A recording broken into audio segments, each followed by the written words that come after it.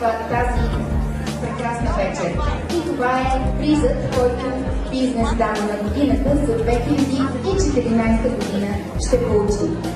Моля вашите искрени и силни аплодисменти за доктор Руза.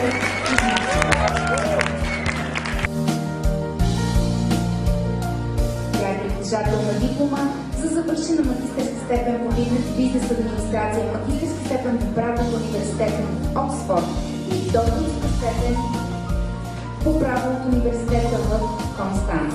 До 2009 година доктор Игнатова работи за Маккензи, Източна Европа, където отговаря за България и Румъния в сферата на управление на активи, застрахователно и корпоративно банкиране, управление на риска и преструктуриране. Доктор Игнатова създава и структурира портфолио от 70 до момента виртуална валута биткоин, чиято пазарна капитализация възлиза на 7 милиарда долара. Дами и господа, моля вашите аплодисменти за носителите на наградата Бизнес Дама на годината 2014 година, доктор Руза Игнатова. Искате да се прехвърля на криза Силвия Крисива в шоуто в Куликос, писателите на Камера Оридо. Така заповядайте да върнат наградата.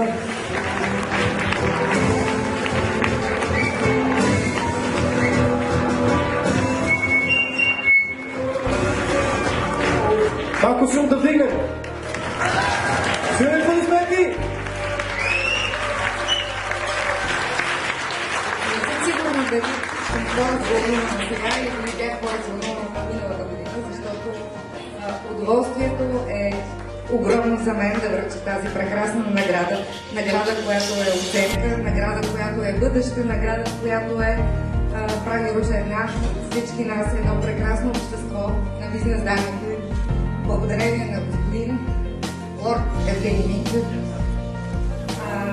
Аз мятам, че това е едно начало, прекрасно начало за Ружа, което ще изведе все по-напред и по-нагоре, защото националното признание също е толкова важно, колкото и международното.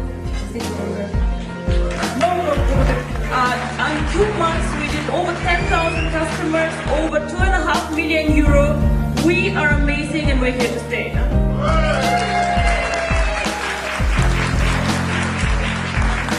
We open an office in Hong Kong, in Dubai next year, and I think this is something very, very good. And the last thing I would like to say as a woman in business, I would like to say a quote, as Marilyn Monroe, I think. She said, "It's a man's world outside, but I love being a woman here." Thank you very much.